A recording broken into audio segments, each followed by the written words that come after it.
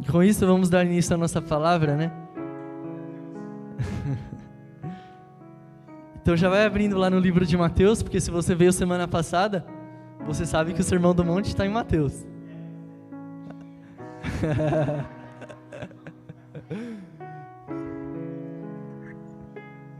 Cheio de graça esse Caio.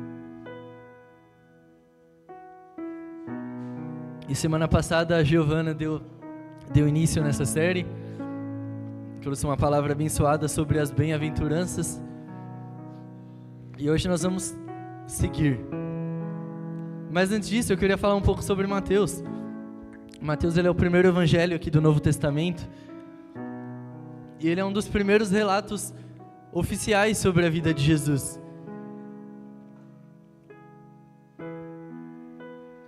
Por cerca de muitos anos, aproximadamente 40 anos, as pessoas apenas falavam sobre Jesus. Não tinha ainda evidências escritas a respeito de Jesus. Então as pessoas apenas passavam aquilo que elas aprendiam.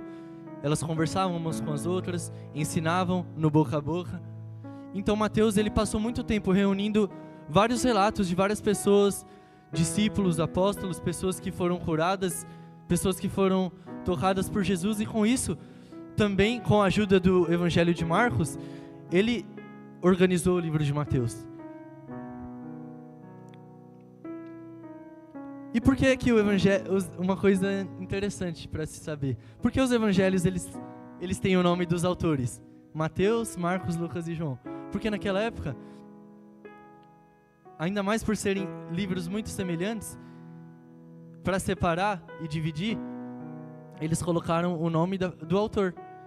Então por isso que ficou até hoje. Então por isso que o livro de Mateus, escrito por Mateus, se chama Mateus. E assim por diante nos 4 evangelhos. Amém? Então foi apenas uma forma deles se organizarem naquele tempo. E Mateus é um livro especial porque ele é escrito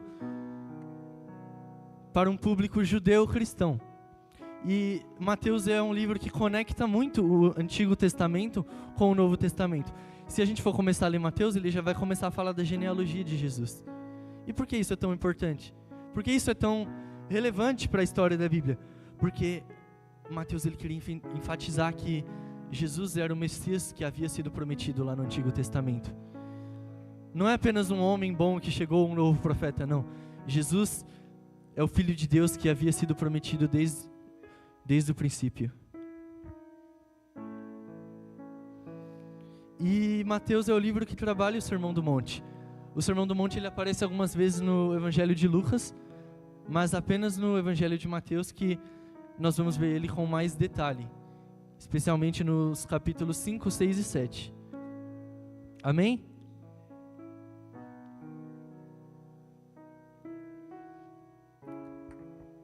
Mateus tem 3 objetivos principais aqui nesse livro.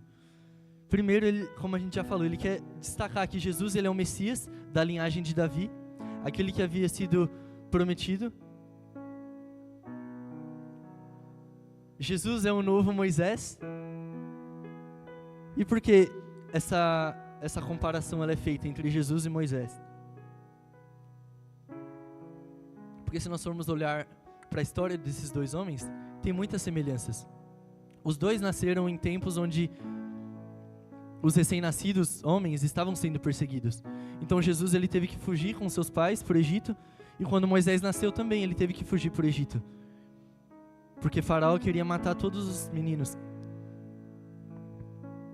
Os 2 tiveram passagens pelo Egito.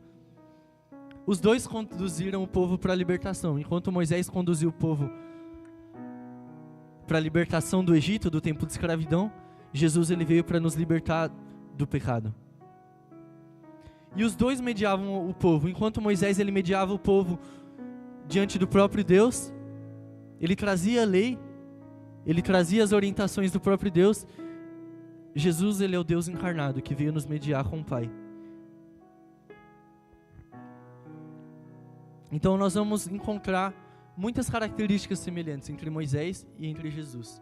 Então, e isso também é reforçado em Mateus, porque ele sempre vai fazer essa conexão de elementos do Antigo Testamento, Moisés, Davi, com o Novo Testamento, com Jesus encarnado. Por quê? Porque isso era relevante para os judeus darem crédito à palavra. E o terceiro, Jesus é Deus conosco, Deus Emanuel, o filho de uma virgem que cumpre as promessas do Antigo Testamento. Então esse é o livro de Mateus. Olha quanta coisa legal, olha quanta coisa interessante. Só um gostinho para a gente saber em que terreno a gente está pisando. E aqui no capítulo 5 nós começamos o Sermão do Monte. Jesus ele sobe ao monte e ele começa a ensinar. Esse é o primeiro grande ensinamento de Jesus. Porque aqui ele tinha acabado de começar o ministério dele com 30 anos. Ele havia sido batizado por João Batista. Se retirou para o deserto, fez o jejum. Foi cheio ali do Espírito Santo. E agora ele está preparado para começar o seu ministério. E nessa época, o Império Romano ele estava exercendo uma grande pressão sobre aquele povo judeu. Então, ali naquele sermão, ali naquele monte, havia muitas pessoas que estavam oprimidas, muitas pessoas pobres, muitas pessoas vulneráveis. Mas foi para esse público que Jesus ele resolveu ensinar. Foi para esse público que Jesus ele resolveu apresentar o reino. Como a Giovana falou na semana passada, qual que é a primeira bem-aventurança? Vamos ver aqui novamente no capítulo 5. No versículo 3. Bem-aventurados os pobres de espírito, pois deles é o reino dos céus. Então por que Jesus ele começa falando isso?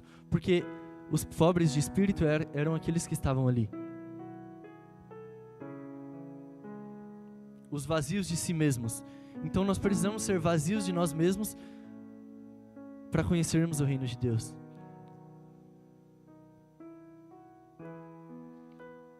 E enquanto os fariseus estavam pregando uma religiosidade externa, eles estavam sendo ali muito rigorosos com a lei, muitas vezes até esquecendo do amor, esquecendo da bondade, esquecendo da misericórdia e da compaixão.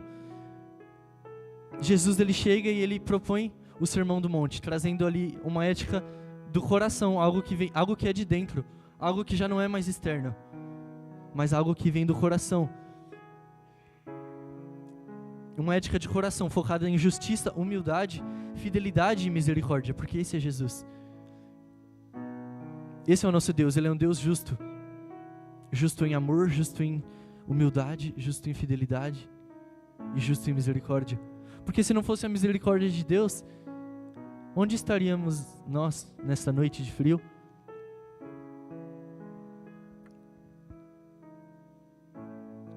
Porque assim como nós cantamos, Teu é o reino, a glória, Tua é a honra, o reino é dele, mas no Sermão do Monte ele abre as portas do reino e convida eu e você. O Sermão do Monte ele é um chamamento, é como um alistamento militar. Se vocês quiserem o reino, essas são as circunstâncias, essas são as orientações.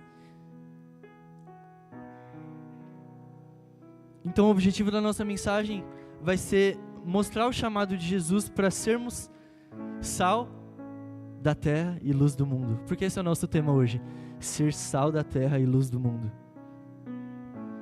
É um convite prático e urgente de Jesus para que nós venhamos influenciar esse mundo com santidade, verdade e amor, refletindo a presença de Deus e os valores do reino de Deus. Então vamos fazer uma breve leitura desse trecho. Mateus capítulo 5, verso 13. O sal da terra e a luz do mundo. Vocês são o sal da terra, mas se o sal perder o seu sabor, como restaurá-lo? Não servirá para nada, exceto para ser jogado fora e pisado pelos homens. Vocês são a luz do mundo, e não se pode esconder uma cidade construída sobre um monte. E também, ninguém acende uma candeia e a coloca debaixo de uma vasilha. Ao contrário, coloca no lugar apropriado e assim ilumina todos os que estão na casa. Assim, brilhe a luz de vocês diante dos homens, para que vejam as suas boas obras e glorifiquem ao Pai de vocês que está nos céus.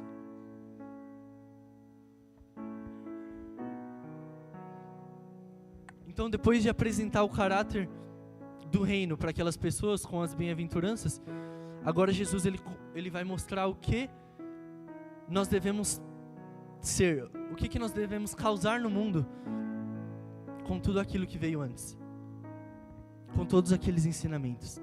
Então é nesse momento que ele declara: vocês são o sal da terra e a luz do mundo.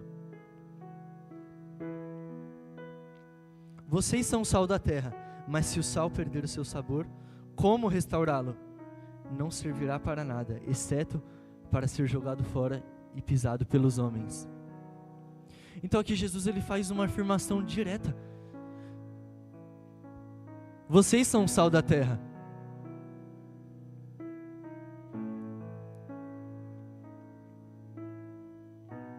Se eu chegar aqui e falar: você é sal, você é o sal da terra, você vai ter várias interpretações. Porque o que é o sal? É um tempero. Eu acho que isso é de comum conhecimento aqui entre todos nós, né? Mas naquela época eles também tinham alguns significados e algumas funcionalidades para o sal, que parece ser algo tão simples. Por que Jesus ele comparou as pessoas com sal? Primeiro, naquela época, não haviam refrigeradores, não havia geladeira. O sal, o primeiro significado do sal aqui nessa passagem é o sal como um conservante. O sal era usado para preservar carnes e alimentos da decomposição, o que dava um valor muito maior para o sal, porque dele dependia a validade dos alimentos. Então as pessoas elas precisavam do sal para sobreviver, para armazenar os alimentos.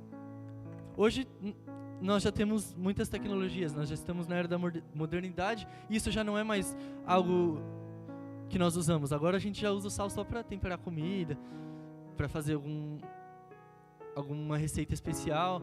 De forma geral, pode ser que tenha algum outro uso, mas o principal é esse. Mas naquela época, o sal ele era um conservante, então as pessoas que tinham sal, elas poderiam ali conservar os seus alimentos. Então esse foi o primeiro significado. E o que isso significa? Jesus ele deixa explícito que os seus seguidores, eles devem conservar a pureza e a moralidade na sociedade. E por mais que esse significado ele se mudou com o tempo, o que Jesus espera é o mesmo hoje. Ser sal do mundo significa que nós vamos conservar a pureza, conservar a santidade, conservar a moralidade. Nós vivemos em um tempo que a moralidade ela está indo ladeira abaixo. O amor de muitos se esfriaria. A destruição ela tem aumentado. O pecado ele tem piorado.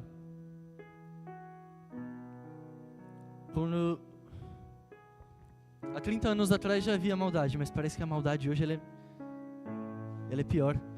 E a tendência é piorar, por quê? Porque o sal ele tem perdido a sua essência. O sal ele tem perdido o gosto.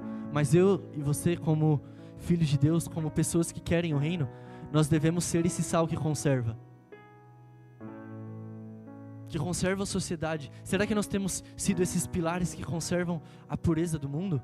Será que nós temos purificado a nossa casa? Será que nós temos purificado e santificado os nossos dias?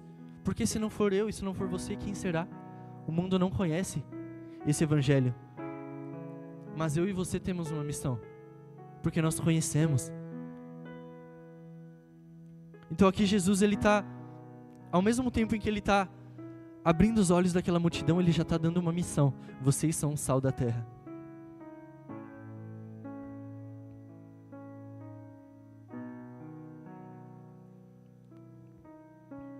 O segundo significado, o sal como purificador. O sal ele era considerado puro e purificador, muito comum nos sacrifícios do Antigo Testamento. Então, ao fazer essa declaração, Jesus expressa a necessidade da pureza e santidade nos seus seguidores. Então, o sal também, especialmente no Velho Testamento, lá nos primeiros livros, Gênesis, Êxodo, Levítico, Números, Deuteronômio, são livros que são muito tradicionais, que falam muito a respeito de sacrifício. Às vezes muitas coisas que a gente nem consegue entender direito se a gente não pesquisar. E nós sempre vamos ver que o sal ele estava sempre presente em muitos sacrifícios, porque o sal ele era usado como purificador. Então, os discípulos de Jesus precisam se inclinar a uma vida de santidade e integridade. Vocês são o sal da terra. Vocês precisam ser conservados, vocês precisam ser puros, vocês precisam ser santos. E parece que aqui Jesus ele tá falando em parábolas, né? Mas olha quanto significado tem nessas palavras de Jesus. Olha quanta profundidade, olha que material fresco, olha que preciosidade. E Jesus estava pregando isso aos pobres, aos oprimidos, aos órfãos, às viúvas.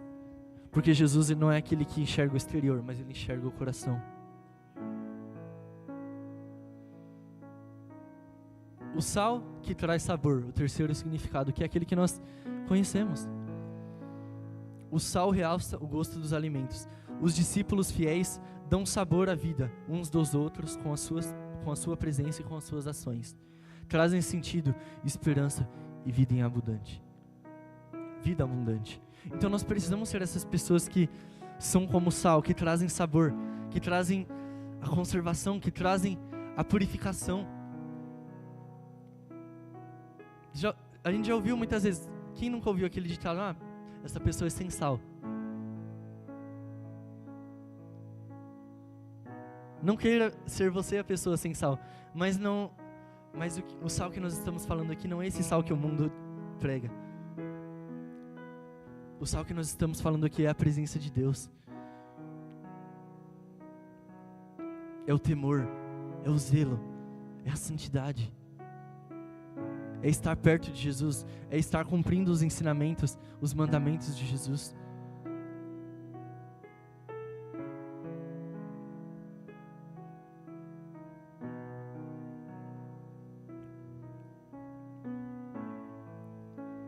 E Jesus ele é bem direto. Mas se o sal perder o seu sabor, como restaurá-lo? Ele não fala, você tem que fazer isso e isso para restaurar. Não, ele fala, não servirá para nada, exceto para ser jogado fora e pisado pelos homens. No reino de Deus não se negocia.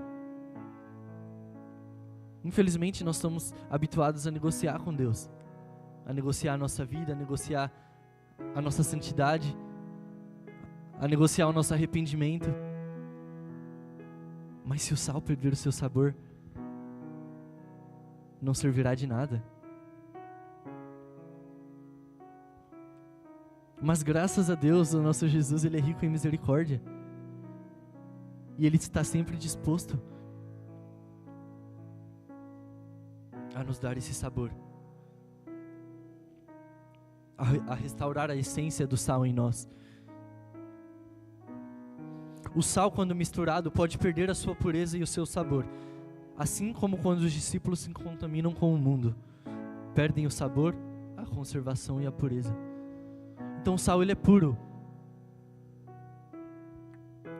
é refinado, mas se você misturar ele com muitos temperos, com muitas outras coisas, pode ser que ele perca um pouco a essência, porque ele acaba se contaminando, ele acaba se perdendo. E assim somos nós, sabe? Se nós nos contaminarmos muito com o tempero desse mundo, com os outros sabores, com as outras coisas, nós vamos perder a essência. Nós vamos perder o principal.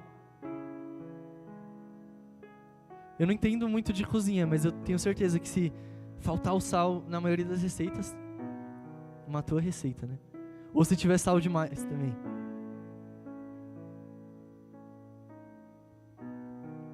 Então o sal é muito precioso. Então não vamos deixar que o sal que Cristo colocou sobre as nossas vidas venha se perder. Que essa essência do Espírito Santo, essa essência que é a presença de Deus, ela venha se perder. Não podemos ser contaminados, mas nós estamos nesse mundo para dar gosto, para fazer a diferença, para ser a referência, porque o sal ele é referência. O sal é referência. Tem alimentos que você precisa deixar ele de molho para perder o sal, porque se tiver muito salgado não dá para comer. Então o sal ele é referência. Então nós temos que ser a referência desse mundo, o exemplo. Então isso que Jesus estava falando aqui. E até o versículo 16 do capítulo 5 é apenas a introdução do Sermão do Monte. Então, algo tão importante, Jesus ele já deixou de cara na introdução, ó. Vocês são sal, então não percam o seu sabor, não percam o seu valor, não percam a sua essência e a sua pureza.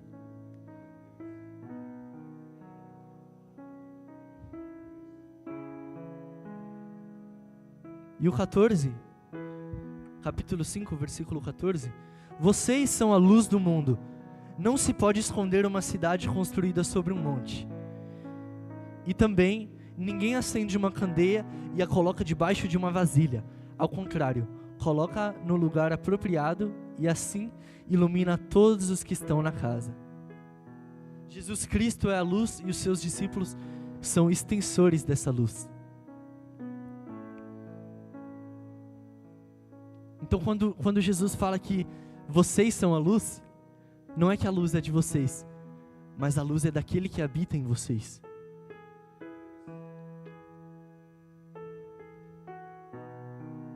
O que orienta o mundo é a luz.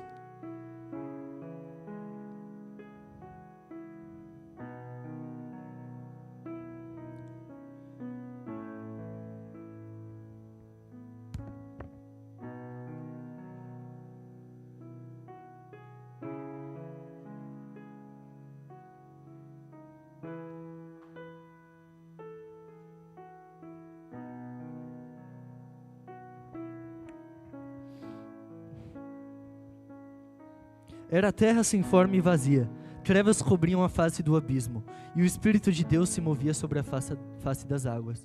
E disse Deus: haja luz, e houve luz. Então a primeira coisa criada foi a luz. A primeira ordem de Jesus, de Deus, da Trindade, foi para que houvesse luz. Mas a luz já estava com ele. Ele já era o dono da luz, ele já era toda a luz, ele já era a luz do mundo. E o que nos orienta de dia? É a luz do sol. E o que nos orienta à noite? É a luz da lua. No próprio Gênesis aqui fala que a grande estrela servirá para iluminar o dia, e a estrela menor, que é a lua, orientará a noite. E quando não existia relógio, quando não existia calendário, as pessoas elas se orientavam pela posição da luz, pela posição do sol. Então a luz é o que nos orienta. E Cristo é a própria luz. O primeiro ponto, a luz ilumina e revela. A luz dissipa a escuridão. Então quando nós somos portadores dessa luz, nós somos aqueles que revelam o caráter de Deus em um mundo escuro. E a escuridão, ela pode representar o pecado, porque a luz representa Cristo, tudo aquilo que é puro, tudo aquilo que é santo. Então as trevas, elas representam, na Bíblia, sempre vão ter esse tom de pecado, de uma vida longe de Deus. Então se nós somos a luz do mundo, nós precisamos clarear esse mundo. Porque essa luz que está em nós revela o caráter de Deus, revela a pureza de Deus. Em diversos versículos da Bíblia, Deus, Jesus, o Espírito Santo, os anjos, eles recebem essa característica, essas palavras de luz, de iluminação. O anjo de luz, Deus é a luz do mundo, a sua face brilha como o sol. Em vários louvores que nós cantamos, sempre a luz ela vai estar atrelada à Trindade.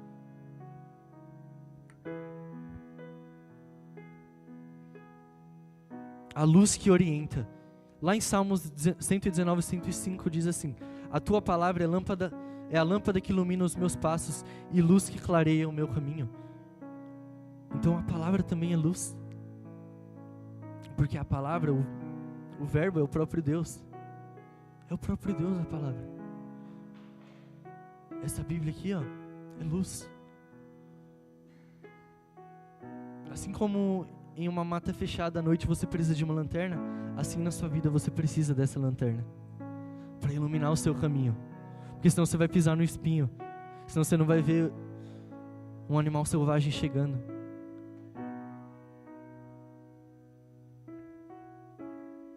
A vida de um discípulo deve guiar a outros em direção à verdade e à esperança. Então eu e você somos luz, não para que nós sejamos aqui, eu sou luz, olha que legal. Não. Eu e você somos luz para que outras pessoas elas possam encontrar essa luz.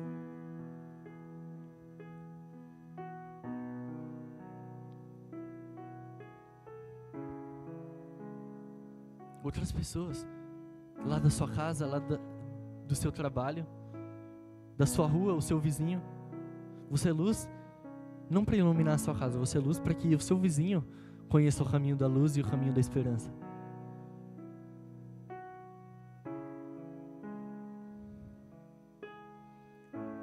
Então a vida de um discípulo deve guiar a outros. Não é que, se der você vai guiar outro. Não, deve, porque a luz é o que guia, a luz é o que orienta. A luz é a presença de Deus. João 8,12 diz assim: falando novamente ao povo, Jesus disse: eu sou a luz do mundo, quem me segue nunca andará em trevas, mas terá a luz da vida. Os discípulos refletem a luz da presença de Cristo. Então os discípulos, eu e você, aquele povo que estava no monte, eles que haveriam de refletir a luz.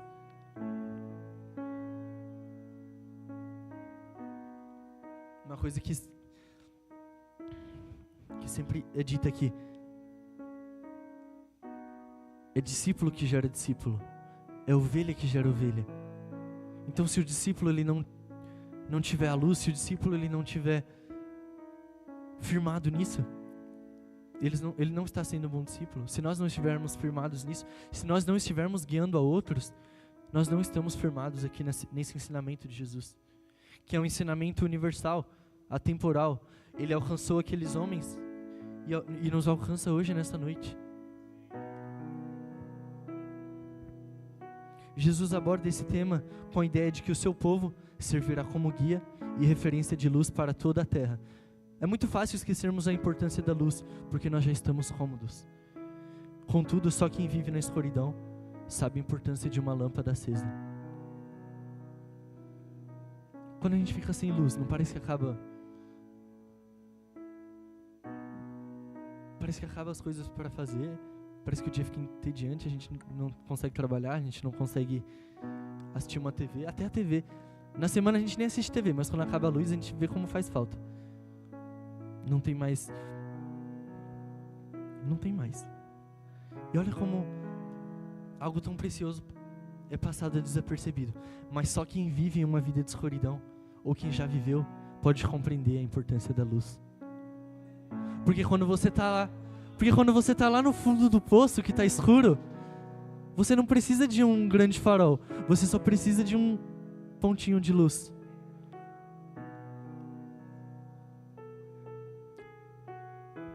Porque a luz é referência. Como diz aqui, não pode se esconder uma cidade construída sobre um monte. Jesus ele fala isso porque naquela época haviam muitos montes e as cidades elas costumavam ficar no topo dos montes. Então quando era noite, todo mundo conseguia enxergar de longe porque estava acesa.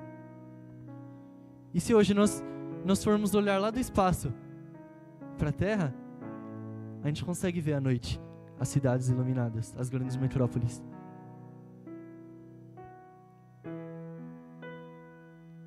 Então não tem como se esconder uma cidade. Se a gente for lá no centro, se a gente for lá na Paulista, olha quanta luz tem. Não tem como esconder.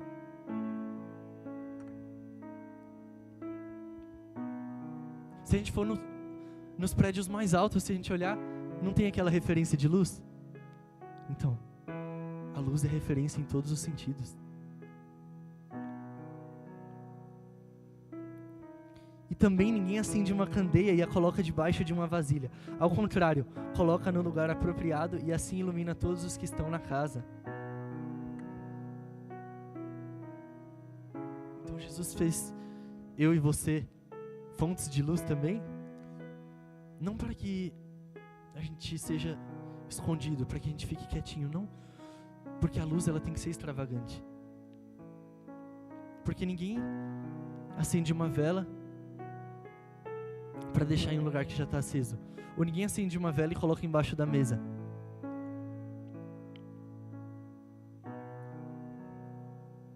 Então a luz, eu e você precisamos ficar em lugares estratégicos, lugares de destaque, lugares onde nós vamos fazer a diferença, lugares onde aqueles que estão em trevas, estão em escuridão, vão buscar refúgio em nós.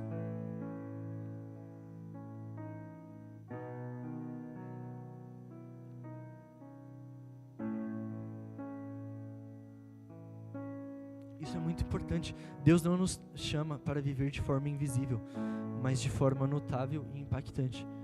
Porque o sal e a luz são impactantes. Eles não passam desapercebidos.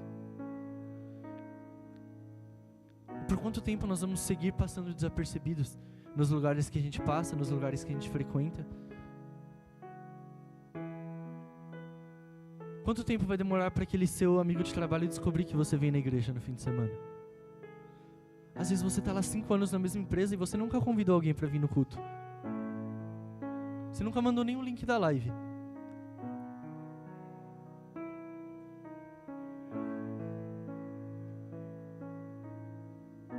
As pessoas estão ansiando pela luz, as pessoas estão ansiando pelo sal. E nós estamos nos comportando como se nós fôssemos invisíveis. Nós estamos...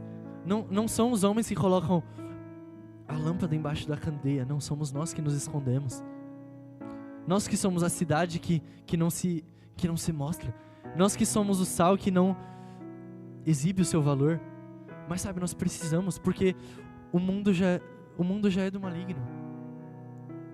A própria palavra diz, o mundo já está sentenciado a ir à ruína.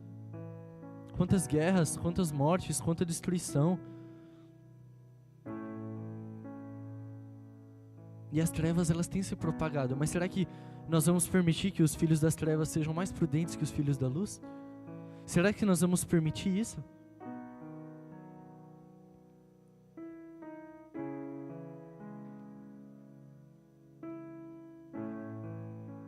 Porque a iniquidade, o pecado, a maldade, ela cresce sem limites. Mas também a luz, também a esperança, também a bondade, também o amor, eles podem crescer. Mas depende de mim e de você. Porque nós já estamos carregando aquilo que nós precisamos. Nós já estamos nutridos. Nós já temos ouvido os melhores sermões, as melhores palavras. Nós já temos ouvido e visto as melhores conferências. Nós já estamos aqui nutridos, nós já estamos capacitados, nós já estamos preparados. Mas algo ainda tem nos prendido. Algo ainda tem feito com que eu e você ainda estejamos focados em nós mesmos, naquilo que nós precisamos, naquilo que eu preciso comprar, naquilo que eu preciso alcançar, naquele sonho que eu preciso realizar. Mas em meio a tudo isso, nós temos perdido o nosso sabor. Nós temos colocado a nossa luz embaixo de uma candeia, embaixo de uma mesa. Mas Cristo, Ele nos chama para ir além, Ele nos chama para ir para fora. Por que nós nos reunimos aqui na igreja?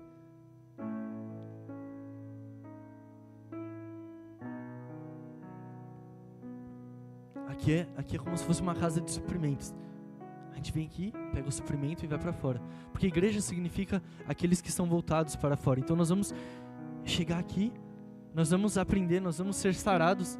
É igual uma enfermaria. Você chega, você vai ser sarado, você vai ser tratado, você vai ser ensinado, você vai receber ainda um pacotinho de remédio e você vai ter que ir lá salvar outros. É uma guerra que nós vivemos. É uma guerra espiritual. E a guerra espiritual, ela é pior que a guerra física. Porque a morte espiritual, ela é pior que a morte física. Porque se a gente morrer com Deus, a gente está no lucro. Mas se a gente morrer sem Deus, morte eterna. Porque assim como existe vida eterna, também existe morte eterna para aqueles que não estão em Cristo Jesus. Mas para isso nós temos um Deus rico em misericórdia que todos os dias nos dá uma nova chance, nos dá uma nova oportunidade. Que todo culto Ele nos relembra do que nós temos que fazer. Que esse sermão que está aqui há mais de 2000 anos, ele está sendo apresentado aqui nessa noite para que eu e você venhamos estar centrados no verdadeiro Evangelho.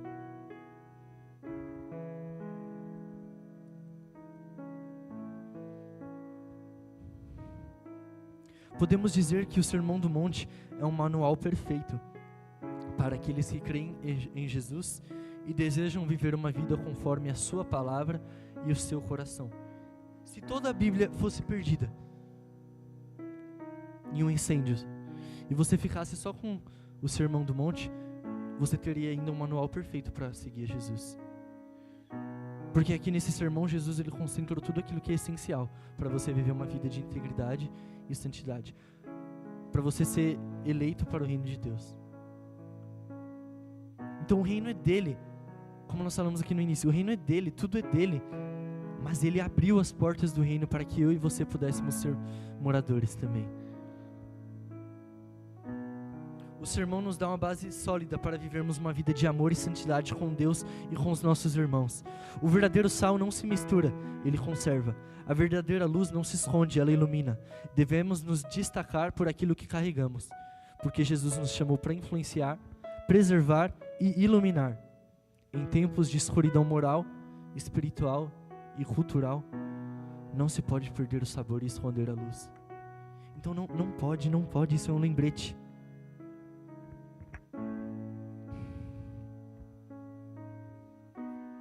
Assim, o 16, assim brilhe a luz de vocês diante dos homens, para que vejam as suas boas obras e glorifiquem ao Pai de vocês, que está nos céus.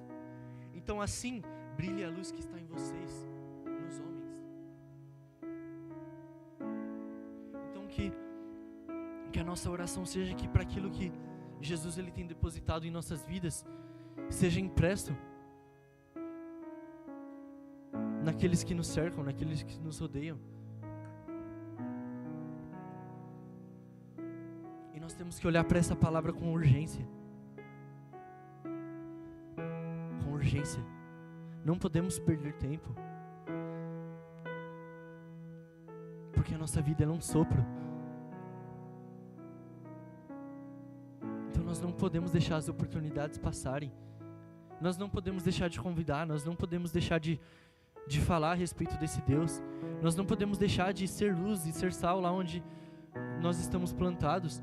Sabe, Deus ele não te colocou lá onde você está porque para você ganhar um bom salário, para você ter uma boa educação, para você morar em um lugar melhor. Não. Porque nada é em vão na presença de Deus. Então se Deus ele tem te levado a lugares, faça a diferença naquele lugar, na sua realidade. Seja um missionário, não na África, mas lá na rua onde você mora. Nada contra os missionários, mas às vezes a gente se ilude achando que missão é só aquilo que é da fronteira para lá. Não. Dá para fazer missão aqui dentro de Paraisópolis. Dá para fazer missão lá dentro da sua casa. Você, o seu pai, a sua mãe, o seu irmão. Dá para fazer missão lá. Ou será que nós estamos satisfeitos em ver pessoas da nossa casa, pessoas da nossa família, ver os nossos tios, ver as nossas tias, os nossos primos se perderem? Ah não, no tempo de Deus eles vão vir, mas será que será que nós temos nos contentado com isso? Será que o nosso amor tem sido tão frio a esse ponto? De ver as pessoas que estão próximas de nós se perderem, mas não, nós somos iluminados, nós somos o sal da terra. Não. Você vê como a palavra, ao mesmo tempo ela é leve, mas ao mesmo tempo ela se torna pesada? Porque assim é a palavra de Deus. Ao mesmo tempo que ela é leve, ela é pesada. Ao mesmo tempo que é simples, é complexo, mas é essa palavra, é esse ensinamento que vai te dar vida em abundância, que vai te dar a vida eterna.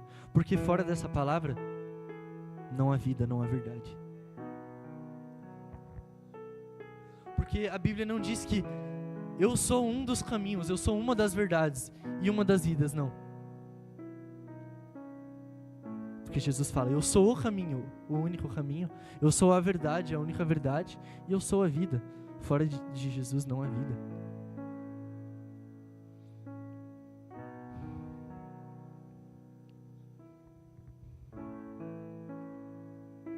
Fora de Cristo não há vida. Então assim brilha a luz de vocês diante dos homens, para que vejam as suas boas obras e glorifiquem ao Pai de vocês que está nos céus. Então precisamos ter boas obras. Quais têm sido as nossas obras? Qual tem sido o nosso testemunho? Por quais caminhos nós temos andado? Quais ruas nós temos trilhado? O que nós temos almejado? Quais são as coisas essenciais que nós devemos buscar na nossa vida? O que é aquilo que é de fato importante? Será que nós temos dado valor à família, à unidade, à comunhão?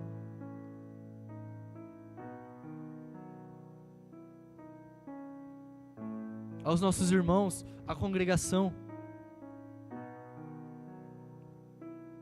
Porque eu não vou ser hipócrita, é muito fácil a gente se iludir nesse mundo. Com viagens, com promoções, com uma vida de luxo. Porque quem não quer ter uma vida de luxo? Quem não quer trabalhar, que ter um emprego legal, fazer aquilo que você gosta, ganhar muito, sabe, ir para os melhores lugares dessa terra, ter o melhor carro do ano?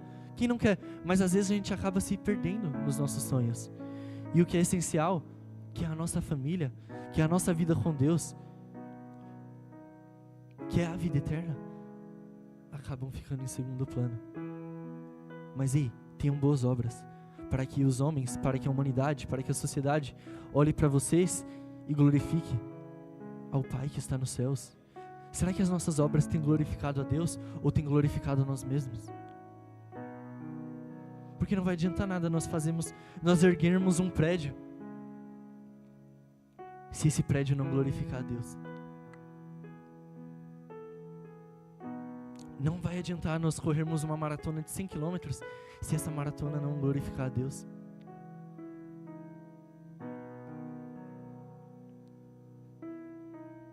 Não vai adiantar você ser o melhor lá na sua empresa, bater a meta todo mês, se você não glorificar o nome de Deus.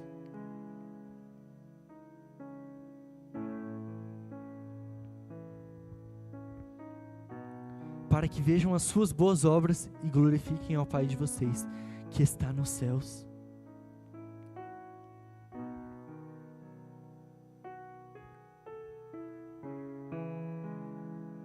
Então Deus, Ele nos chama para ser o sal da terra e a luz do mundo. Agora, quando você ouvir isso, olha quanta coisa você vai ter que lembrar. Parece que é um pedido simples de Jesus, mas não.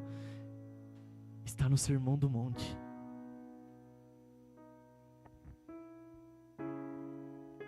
Se você conseguir ser sal da terra e luz do mundo, você está garantido.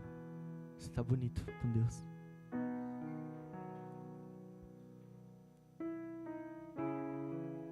Então esse é mais um dos ensinamentos que Deus ele traz para mim e para você aqui no Sermão do Monte.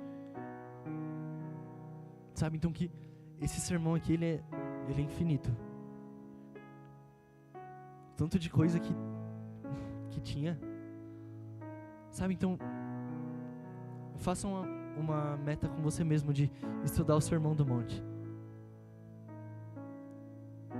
Coloca lá no YouTube um vídeo, Sermão do Monte e tal, você vai criando interesse, porque esse sermão aqui, se você conseguir seguir 10% do que está aqui, eu tenho certeza que isso já vai fazer uma grande diferença na sua vida. Porque eu falo isso não de vocês, mas para mim também, porque essa palavra ela é para todos nós, ela é para mim, é para você, é para os pastores, é para as crianças, é para todos.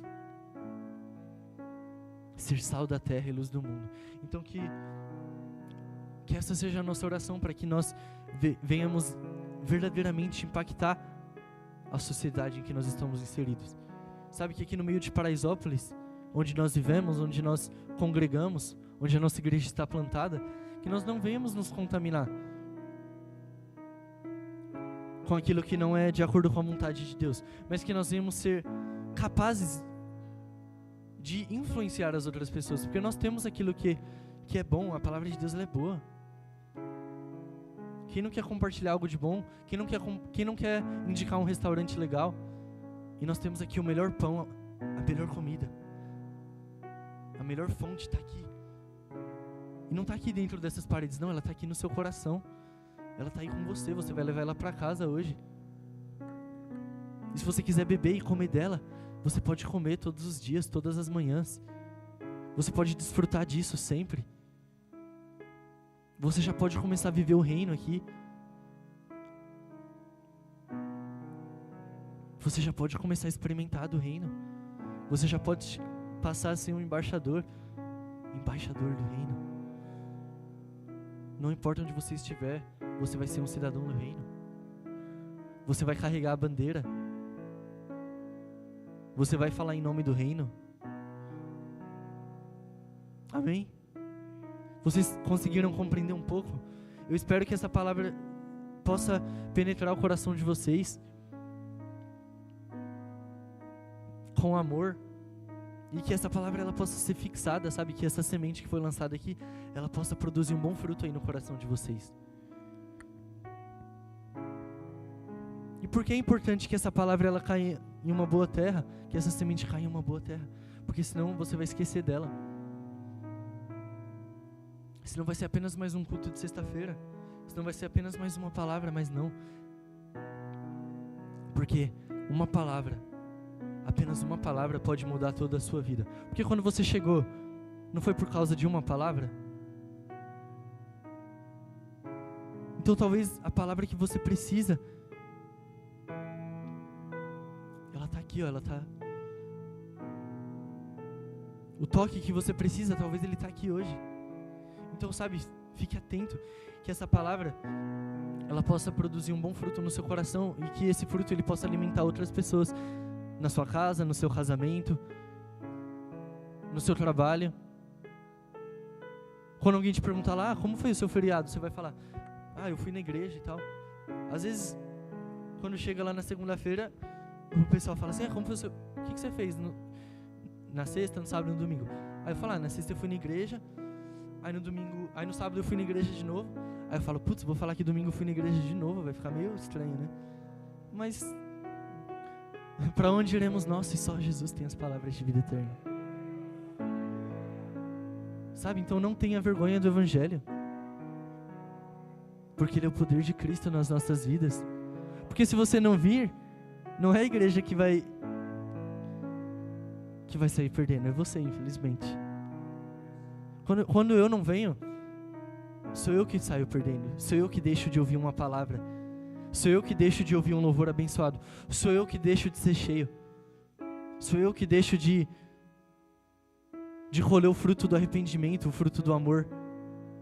É o meu coração que fica mais frio, sou eu que fico mais longe de Deus. Sabe, então você está fraco, você está precisando de uma palavra, você está precisando de algo novo, você está precisando de um refúgio. Não é propaganda não, mas aqui é o Refúgio 91. Porque aqui tem palavra de Deus. Porque aqui tem homens de Deus. Aqui tem pessoas que se empenham para dar o melhor, não porque nós somos bons, mas porque nós estamos tentando ser esse sal da terra e essa luz do mundo. A gente está tentando. Você não precisa ser um farol. Se você for ali uma lanterna do celular, já está bom. Você já vai conseguir guiar alguém.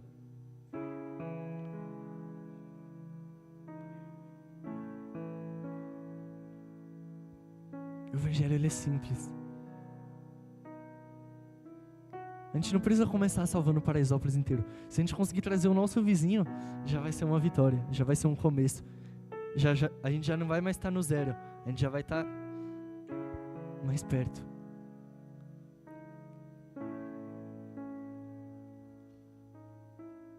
são nas pequenas coisas que nós vamos nos tornar o sal da terra e a luz do mundo. São nas pequenas coisas que nós vamos fazer a diferença.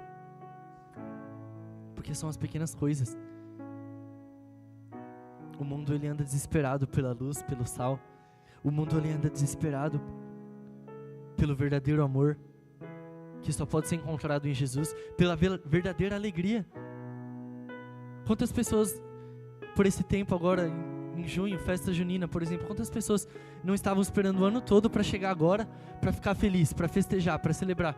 Mas nós não precisamos de coisas desse mundo.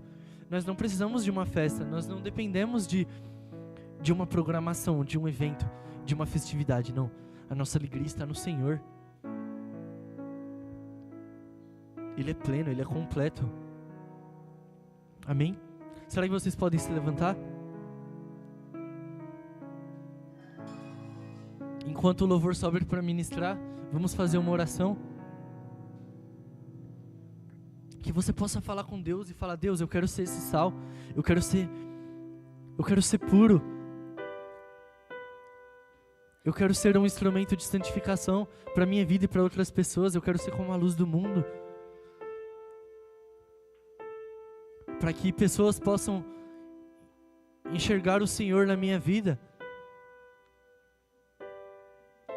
Senhor Jesus, somos gratos nesta noite pela Tua palavra que mais uma vez nos alcança, Jesus. Obrigado, Jesus, pela Tua palavra. Pai, porque desde o princípio o Senhor já teve esse cuidado, Jesus, de separar e preparar essa palavra para nos alcançar hoje, Jesus, aqui, dia 20 de junho de 2025, porque o Senhor já sabia que cada um de nós estaríamos aqui nesta noite, Jesus, e o Senhor se importou. O Senhor preparou esse encontro, o Senhor preparou esse momento, Jesus, para que nós pudéssemos, Jesus, ouvir a Tua palavra e nós pudéssemos olhar para o Senhor mais uma vez. Obrigado, Jesus, que nós possamos, Jesus, ser como o sal, que traz, Jesus, sabor, que traz gosto, que traz, Jesus, a orientação, que traz a purificação, Jesus, para esse mundo, para a vida daqueles que nos cercam, Jesus. Nos ajuda, Jesus, a não ser contaminados com as coisas desse mundo, Pai. Restaura a nossa essência, Jesus. Se nós estamos perdendo o gosto, Pai, restaura o gosto, restaura o sabor desse sal puro nas nossas vidas, Jesus. Pai, se a nossa luz tem sido ofuscada, restaura em nós a luz do Teu Santo Espírito, pois Tu és a luz do mundo. Tu és aquele que nos orienta. Tu és a luz que dissipa as trevas, Jesus. Tu és aquele que nos tirou das trevas e nos trouxe para a Sua maravilhosa luz. Então não permita que a luz do passado venha, Jesus, ofuscar a Tua luz. E nos guia, Pai, para que novas pessoas possam se achegar, para que novas pessoas possam experimentar desse sal, possam conhecer essa luz, Jesus. Em nome de Jesus, Papai, nós somos gratos a Ti mais uma vez, Deus. Em nome de Jesus. E a Ti nós te damos graças, Pai. Amém, amém.